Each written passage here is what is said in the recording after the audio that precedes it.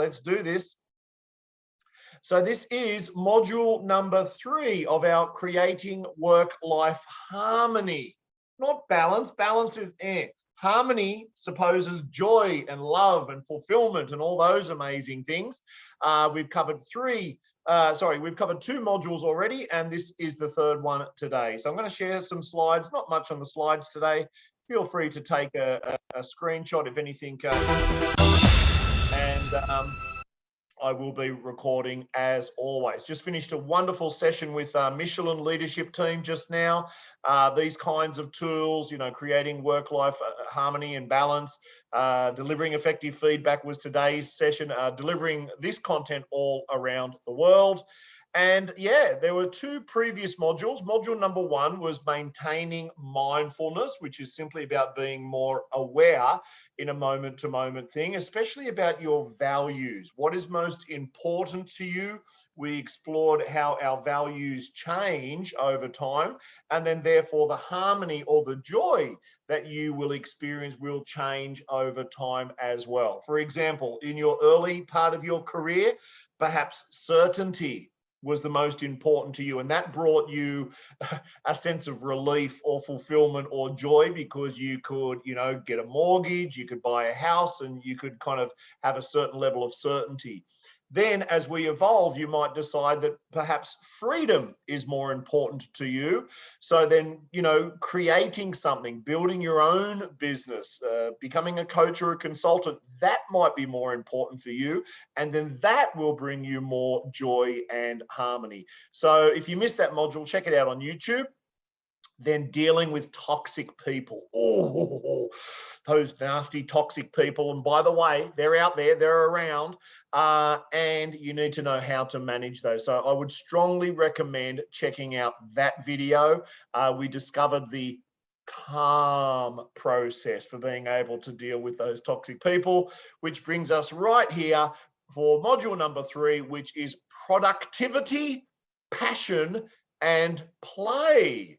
That sounds good, doesn't it? What if we could combine all of those elements to create a true work-life harmony? So we have kind of built these modules up one after the other to give it a little bit more, strength on the foundation, having that solid foundation so we can build on it and build on it. Now, one thing is for sure, and this whole webinar series, guys, it's based on my personal and professional experience that I've had in my own leadership journey, moving from, working in a factory to now being an entrepreneur and a business owner and kind of everything in between there. One thing is for sure, you need to examine your relationship with time. Tick tock, tick tock, tick tock. In other words, you want to, if you truly want to have harmony in all aspects of your life, you need to have a positive, empowering relationship with time. And what does that mean is you need to look at how you can be more productive to actually get more done in less time with less stress. Yeah. And there's probably 1,000 other webinars and books and blogs on how to do that.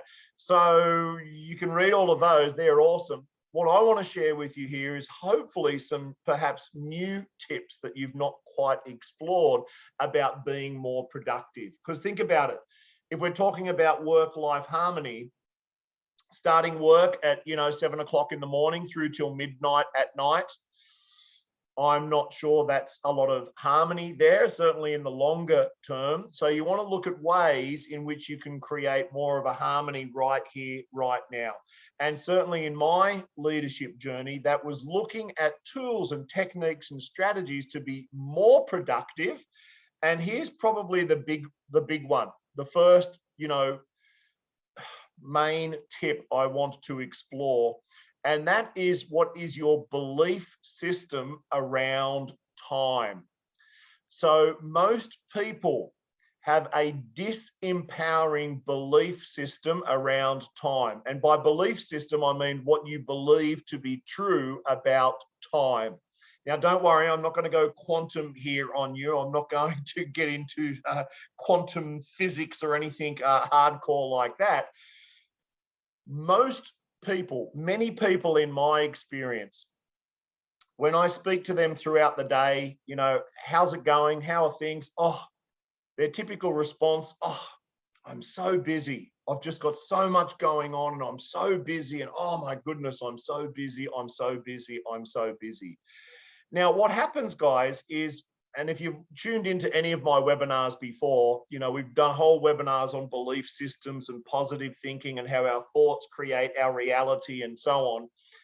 In quick summary, whatever you think consistently with focus and repetition becomes a habit. And a habit is part of your program. It's your unconscious patterns of behavior about how you perceive the world and how you engage with the world around you. So what happens is when you continually say to yourself, I'm too busy, I've got so much to do, I'm so busy, there's so much going on, oh my God, I'm so busy. First of all, it doesn't feel really good in your body. Right? Does it feel heavy, guys, when you say to yourself, I'm so busy, I'm so busy, I'm so busy? Yeah, it feels heavy in your body, right? And, you know, your wife or your husband or your partner, they don't want to hear about it. When you come home from work and they say, how was your day, dear? And you start saying, oh, we're so busy. You've said that so many times to them, they really don't want to hear it anymore. And here's the thing, what's really going on beyond all of that, whether you think you can or you think you can't, you're right. You know, Henry Ford's famous saying. So if you say to yourself, I'm busy, I'm busy, I'm busy, I don't have enough time, I don't have enough time, I don't have enough time, guess what? You literally don't have enough time. Plus it feels heavy. And it's actually like you're walking around the world with these blinders on, missing all of these other opportunities. And I fell into this trap myself about 5 years ago. I was working in an organization. I was the managing director. I was doing a ton of stuff, managing the team, doing the sales, doing the marketing, busy, busy, busy, complaining at night, busy, busy, busy. Starting at 8 o'clock in the morning, finishing at 8 o'clock at night, still wasn't enough hours in the day. And I caught myself and I thought, well, hang on a second. How can I reframe my perception and my belief around time? Well, I just asked myself, what is the opposite to I'm busy? The opposite is I am productive.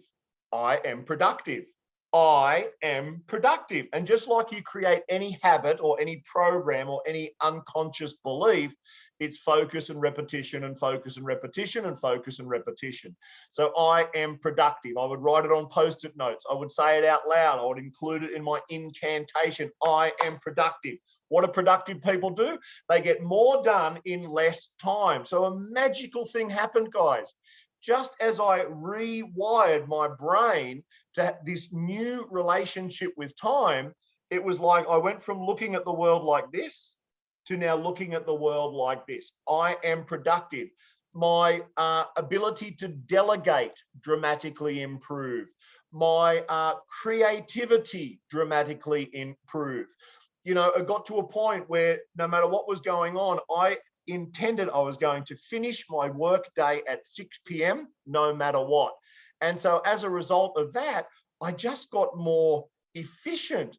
I created new systems and processes. I was able to outsource and delegate and use resources in a much, much more creative way. And as a result, I got more done in less time with greater joy. I now had more time with my family and the people that I cared about. I was getting better results through my greater creativity, and it felt good in my body. Have you noticed it feels good when you get stuff done, when you tick off your to-do list? So look at your relationship around time. Stop saying I'm busy or I don't have time. Just stop it. Stop it. And I want you to tell yourself, I am productive. And you will see opportunities that were always there, but now you can actually see them with these fresh new eyes. So give it a shot. batch your tasks. So this is a technique I first heard from Tim Ferriss, the 4-hour work week. He talks about it. So basically, we think that multitasking is the best way to get stuff done. And for some people, generally female, that might be true. But for most of the population, we actually work better when we batch similar tasks in a block of time, and then we focus on that. And then we focus on that. And then we focus on that. Because each of those separate tasks are using very different parts of the brain. So if you're flipping from one task to another, back to another, it's like kind of like changing gears, but you're crunching gears along the way, and that actually uses up a lot of neural energy. So, for example, you might decide to have your creative meetings in the morning. You might decide that, between 12 o'clock and 2 o'clock, that's the time to just do emails. And then, 2 o'clock to 3 o'clock, that's your, admin time or accounting time.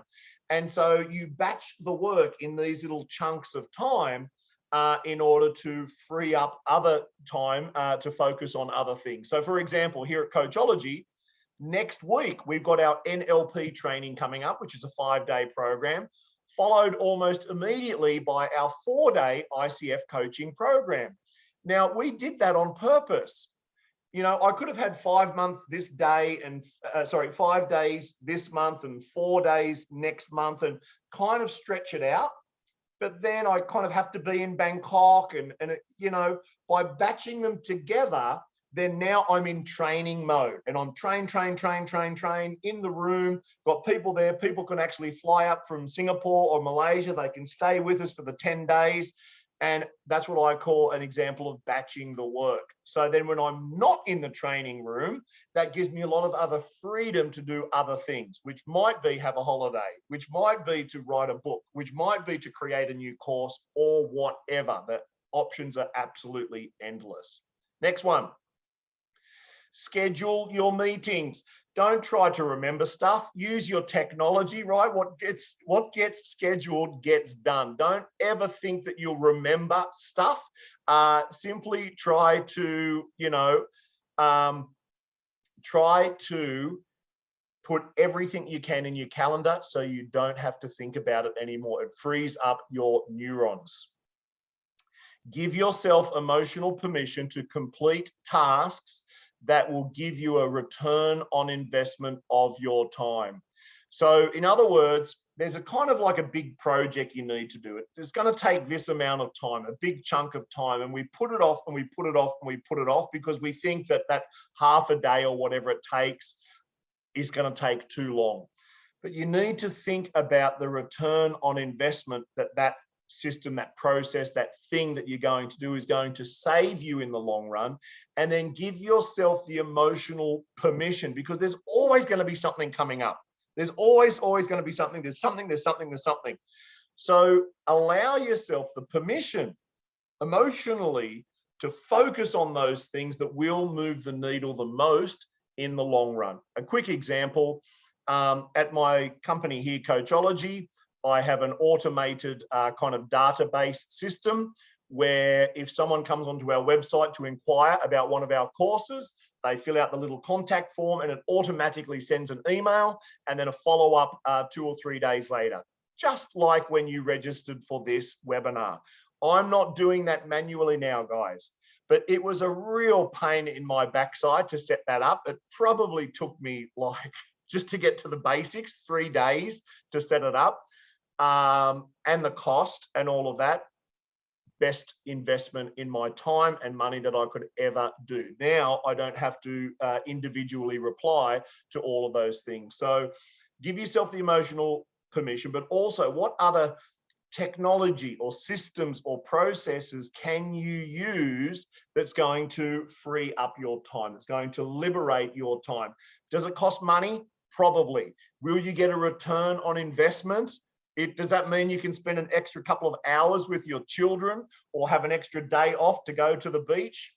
it's worth it if that's what work-life harmony looks like to you. Top 3 to succeed. You've probably all heard of action plans and to-do lists and so on. Most people will write a to-do list and there's going to be like 80 things written on there. Psychologically, that overwhelms us. And what happens is we spend so much time reading through the list that we're spending less time taking action. So a really good strategy is you get a little post-it. Out of you'll still have your big list because you don't want to forget things, so you can write them down. But then at the very beginning of your day, you can quickly look at your list, pick out the top 3 most important things that are going to move the needle in your life or your business, and you focus on just those 3 for today. Of course, other things are going to pop up and then you go and address them as you need to. But when you've finished those things, you put that fire out, you come back to your list, cross off number 1, cross off number 2, cross off number 3, right? So you've done a little bit of planning by choosing those top 3 items. And with practice, in a perfect scenario, you actually do your top 3 to succeed the night before, right? So before you go to bed or towards the end of the day or whatever, you write your top 3 to succeed for tomorrow, right? And then you hit the ground running. So practice these, guys. I know there are literally 1,000 other tips for being productive, increasing your productivity. So give them a shot and see what works for you. If you have any other suggestions, pop them into the chat box. You're productive, but I'm getting results. I love it, Alan. Yeah, I'm getting results. So however you want to choose your relationship with time and productivity, getting stuff done, then start to incorporate that into the language, in the way that you talk to yourself and the way that you talk to the people around you. You will be pleasantly surprised. Cool. I know this is a bit of a cliche, a little bit corny, perhaps. If you do what you love, you'll never work a day in your life. I used to think it was BS. I used to think, yeah, right, Hollywood or whoever Mark Anthony is. I never really thought it was true until I started Coachology together with my amazing, talented, beautiful, wonderful, amazing wife, Coach Christy. Only then, for me, right? And I know that everyone's different. This is just for my personal values and what work-life harmony looks like to me. Only then, as we created our own company together, did I really get to experience what true creative freedom is like. And at this point in our life, in this chapter of my book called Life, this is what truly brings me work-life harmony. Now, it didn't start that way. Did you know I was filled with fear when we had this opportunity to create our own company? Back then, Christy and I were still boyfriend, girlfriend, and I was freaking out because she'd been saying, honey, we need to start our own company. We need to start our own company. And I'm like, yeah, okay. I like the security over here. I have this kind of fixed income and good commissions and things. I'm like, I don't know about that. And then I'm thinking, oh my goodness, she wants to start a company together. I'm sure she wants me to marry, her. Oh my goodness, now like we're going to be together 24/7. I don't know if I can handle that. Oh my goodness, that sounds like hard work. But the good news is I discovered that our thoughts come from 2 places: fear or faith. Fear that everything will go wrong, that it won't work out, that it'll be a mess, that we'll crash and burn. Fear, fear, fear, fear. Or I could have faith that everything will work out as good or even better than I could imagine. And then that's the path that I chose. If I came from faith, what would it be? That I would ask her to marry me and she would say yes. That we would start up our own business and we would attract the exact kind of clients and partners that we want to work with. That it would be financially rewarding and that we would have the freedom to travel and grow and learn and teach and contribute and all of this all together. And I'm proud to say that's what our journey has looked like over this past 4 years since Coachology was born. So in that sense, yes, are there times when we work very, very hard? Of course there are. But are there times that are very, very rewarding from the breakthroughs and the change and the improvements in people and businesses? Absolutely. And does it give us a lot more freedom than I ever imagined possible? Absolutely. So when you do find that thing for you, I want you to have the mindset, because this is where it starts, guys. You've got to have the mindset that, yes, you will face challenges. There will be lockdowns and COVIDs and supply chain challenges and all the other dramas going on in the world right now, and that you will find a way, right? Because mindset will trump everything else. Mindset is what's going to carry you across the finish line to create the life that you want and that you deserve. Excellent. Okay, let's have a look. So discovering your passion, right? Where is it? Where is my passion? Did anyone see my passion? Did I maybe left it in my other trousers. No. Your passion is a combination of the things that bring you joy and simply deciding, right? Simply deciding. So many years ago, I was working in Australia and I was working in a factory, manufacturing company, and I did that for 10 years. And then I attended my first personal development seminar, mind blown. And I realized I'd been living in a box, or what we call the comfort zone. And well, I didn't know what I didn't know. And I did not know what my passion was back then. But what I knew was it was not working in a factory. And so because I didn't know what I didn't know, I decided to go backpacking for 1 year and explore the world. And, you know, as I explored the world, I was just looking for things that brought me joy, simple things, you know, having these new experiences in these different countries with the different culture and the food and the smells and the mountains and the cities and the architecture and all these things. Now that I was pushing myself outside of my comfort zone, that brought me immense joy. And so I traveled and I traveled and I traveled, and I just kept doing the things that brought me the most joy and that helped me feel the most alive.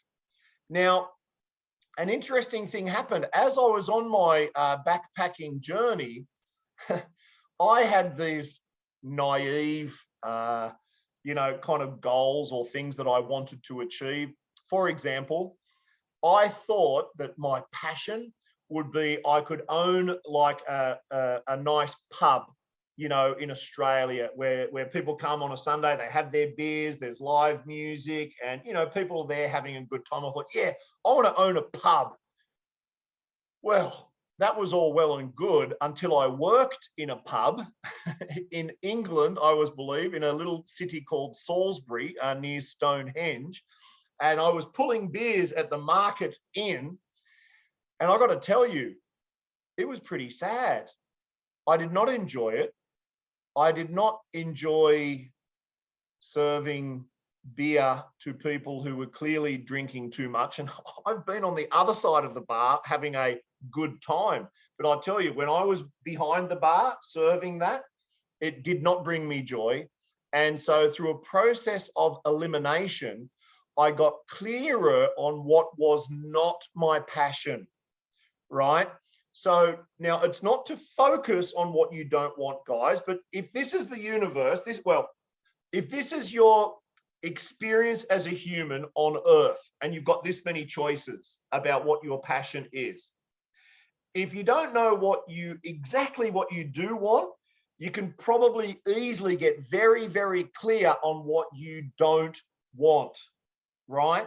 And then that's what I did through this process of elimination. I know that I did not want to own a pub. I did construction work while I was traveling. It served a perfect purpose. It gave me some fun experience, believe it or not, and it paid good. But I knew my life's passion was not to work on a construction site, right? And so as I had all of these different experiences, I traveled around the world, I still didn't know exactly what I did want, yet I was very clear on what I did not want. And so as a result, my options became clearer and clearer because I was very, very clear on what I did not want, right? So as I went through that, I then arrived to Thailand and I had the opportunity to work in a little boutique hotel in beautiful Koh Samui. Started out as a 2-star resort. We built it up to a beautiful 4-star boutique. And then I grew within the hotel industry. I became a GM and I was down in Samui for a total of 10 years. And then you know what happened? I lost the joy. In the beginning, it was exciting. In the beginning, it was fresh. It was new. It was a tropical island. I was meeting people from all over the world. But as it grew and I grew and I developed the systems and processes and everything was running smooth, it wasn't a joy anymore.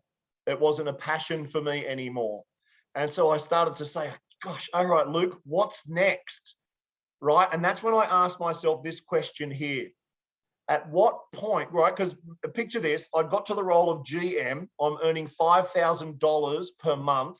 I'm working in a 5-star resort, eating my tom yum goong out of a coconut, watching the long-tail boats go past with the coconuts and the white sandy beaches, and I wasn't feeling joy.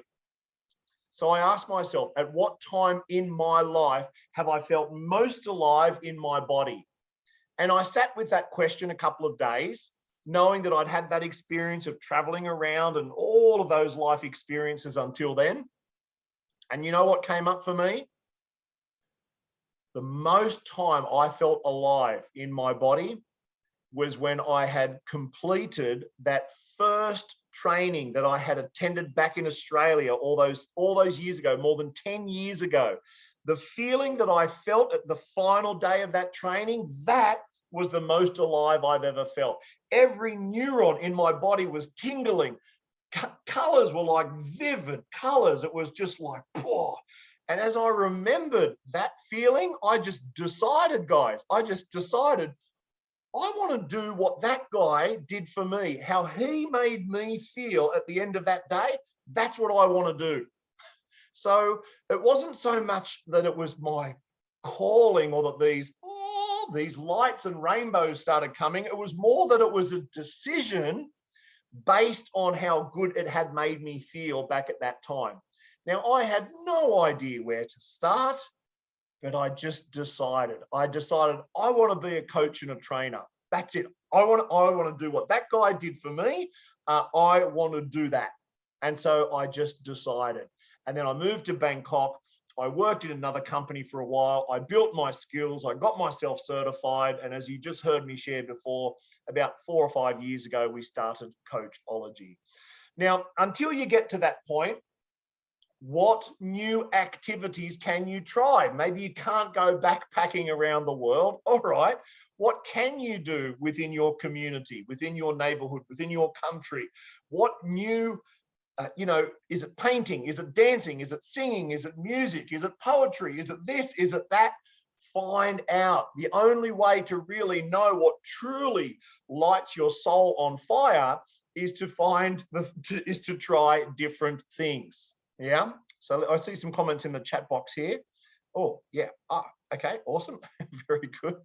Okay. So yeah, get a little bit creative, guy. Watch, kitten videos are good on YouTube, but look at something else. Here you are, join a webinar, learn something new to help you to find what you are more passionate about. And it might be through the process of elimination, knowing what you don't want to do to help you to refine and get really, really clear on what it is you do want to do.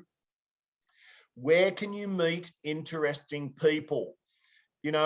Certainly when I was backpacking, and it's so easy to travel alone when you're backpacking, just you, the bag, and back then, this is like before Google Maps. I had a, what do they call it? Lonely Planet.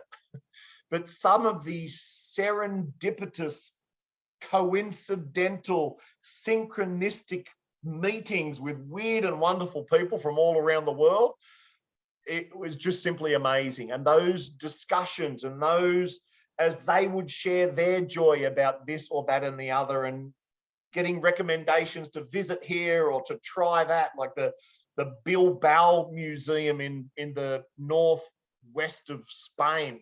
I never would have gone there unless I had spoke to that old dude sitting by the sea on some park bench. Yeah, so you never know. You know, you might get inspired by totally random people. Of course, is what new courses can you attend? You know, I love it so much that we have regulars to these webinars.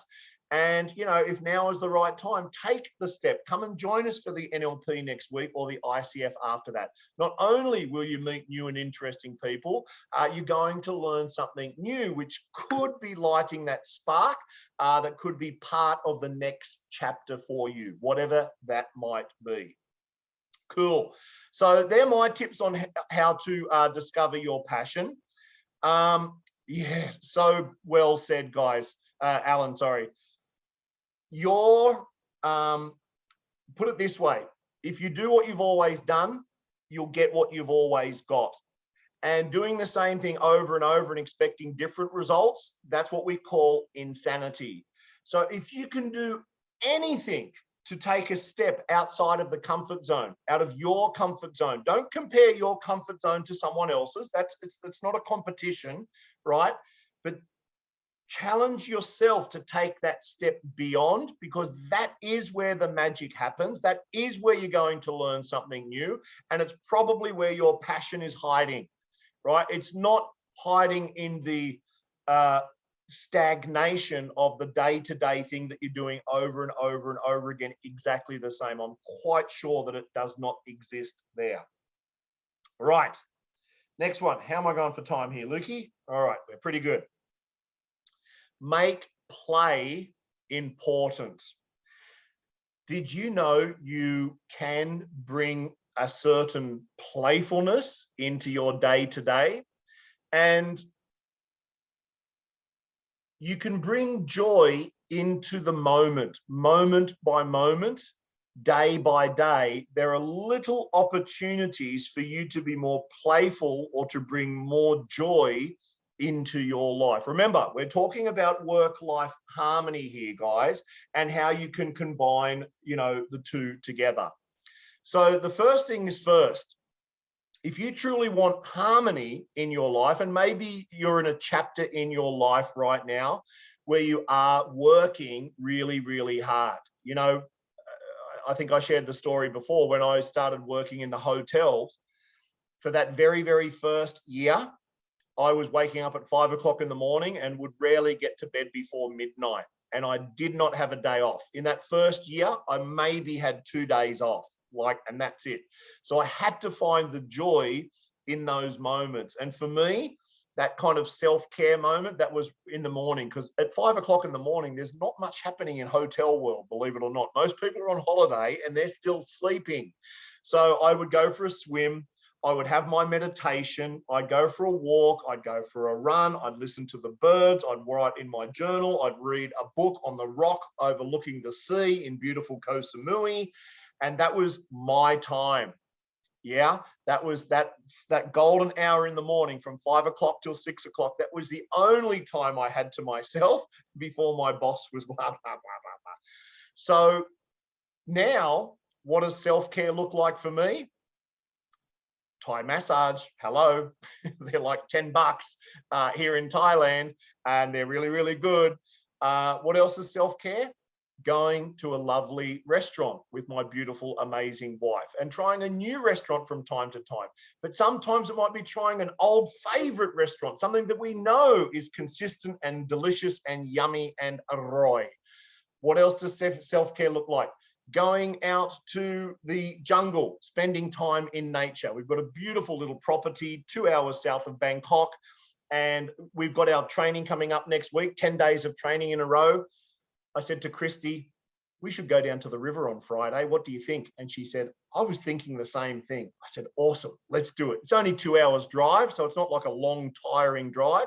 And we're going to be down there in nature. We're going to fully rest, fully recharge, swim in the river, play with the birds, play with the dogs. We'll come back next week. We'll be fully charged, ready to deliver our best next week. Christy's just finishing a massage just now. Yesterday, she went to a watercolor painting class to learn how to paint, right? And we make play a priority. We make self-care a priority. My favorite, I love to go to the Japanese style onsen, where they have the jacuzzi, the different hot water baths. They've got a steam room, they've got a sauna, and the best is a cold dip pool. So you get hot, hot, hot, hot, and then you splash into this cold water pool. Oh, it is the best of the best. And I make it important. Do you know, I actually schedule it into my calendar that I'm going to go to the onsen or have a massage or go on date night to take wifey off to the movies. I just put it in the calendar. That's how important it is to me. So whatever self-care looks like to you, a pedicure, a manicure, playing with kittens, or meeting family or friends for a lunch, do it. Make it important. How can you bring more playfulness into your daily life? Well, this is a very personal decision that you need to work out how it works for you. I spend a lot of my days when I'm in training mode. So picture this, I'm sitting here in my condo. I'm in the middle of Bangkok right now. I have my laptop in front of me. There's a little dot at the top of my laptop here. And I'm, for sometimes up to 6 hours a day, I'm shouting at this little dot. And sometimes I don't get to see the participants. So I don't really have much of a feedback about what's going on. Do they like it or do they not like it? So what I've had to do this to survive is I bring a little bit of playfulness into my webinars. I just had 40 senior leaders from Michelin, the tire company, from about 12 different countries around the world doing a very serious topic about delivering effective feedback. Well, delivering feedback is hard enough. I'm going to teach it in a little bit more of a playful way so that the participants can at least enjoy the 2 hours that they're with me, and so that hopefully they will enjoy it so much that they'll come back again to the next session and the next session and the next session. Because not only is, I think, it more fun for the participants, more importantly, guys, it's more fun for me. If I had to be like all serious and, we're going to follow this 12-point plan on how to make play important. Step number 1, smile. Step number 2, turn that frown upside down. I'm pretty sure you would have already logged off if that was my style. Now, do what style is, appropriate and congruent for you, what feels natural to you. What playfulness is to me might be very different to what playfulness is to you. Don't be someone that you're not. I would just invite you to look at these little windows of opportunity where you can bring in a little bit more playfulness into your day. With the people that you meet, try this. When the next time you have to meet with a customer service person, whether it's a waiter or a waitress or someone at the phone company or whoever, try this. Try just giving them a big smile and say, how are you doing today? With a bit of an uplifting tone, and just see what magic happens. You become a little ray of sunshine wherever you go, spreading joy in every footstep around the city, wherever you might be. So do what feels appropriate to you, and don't be so serious. There's already enough problems in the world. We don't need to add to it. We need to make it all a little bit lighter. Cool. All right, next one. What kind of sports, what kind of activities, what kind of holidays are you able to go on? I just got the best news ever from my parents. I just had a quick conversation with them. They were teasing about coming to visit me here in Thailand, but then a month ago, they started to get cold feet. Oh, monkeypox. challenges with this and challenges with that. And I said, all right, okay, all right. I said, and they're a little bit older, they're retired, they've had their boosters and everything, but they're still a little bit concerned. I said, all right, listen, this is back at the end of May. I said, it's too soon to book now. I said, let's discuss it at the end of June and you let me know. And then, so they called up today and we were a little bit of chit chat. And I said, so have you booked your flights yet? And I thought they were 50-50, right? I thought, they're going to maybe try and, maybe. Anyway, they said, we're speaking to the travel agent. We should be able to finalize it this week. It's a bit of a nightmare. We have to stay overnight in Melbourne, blah, blah, blah. But they said, it looks like it's a done deal. We're on the way. So now I get to plan this holiday. I said to them, look, you just get here to Thailand. I said, we'll take care of the rest. We'll book the accommodation, whatever we need to do to go around. We're going to plan this beautiful trip, experiencing these different areas of Thailand. Just get here. We'll take care of the rest. So, so I have blocked in my calendar the first 3 weeks of August. I will not work. That is our play period with my parents. It's blocked in the calendar and nothing will divert me from that. That's how important we need to make our play. I can schedule things around either side of that. That's okay. You'll be pleasantly surprised is the world will still spin right around your schedule. You can make things important. The sun will still rise and the moon will still set day after day after day. The world will continue to spin. Make you important. And as I've said already, what gets scheduled gets done. So these are the main areas I wanted to talk about today, guys, in terms of your creating your work-life harmony. Practice getting productive now first in whatever role or whatever capacity. You might be between jobs at the moment, right? Wherever you are, get more productive in your current situation to give you more time to be able to explore what your passion is by trying new things, by going through that process of elimination, by working towards a goal, right? A big goal and taking steps towards that. And thirdly, make that play important. Even if you've got a crazy, busy, important, serious job over here right now, look at those little elements, the 1 minute here, the 3 minutes there, the 5 minutes there, on how you can bring more joy and more play into your daily life. Yeah, be more present, practice meditation, all of those kinds of things. So if you have any other suggestions, guys, on how we can bring even more, work-life harmony, please drop it into the chat box now. And for those of you that don't know, next week, it's all happening here in Bangkok, or you can join us virtually from anywhere in the world. It's a 5-day NLP training. You receive 4 internationally approved certificates, valid for anywhere in the world. NLP is great for mindset, right? What I spoke about before, about being more efficient with your time, about having more positive attitude, can-do, empowering beliefs.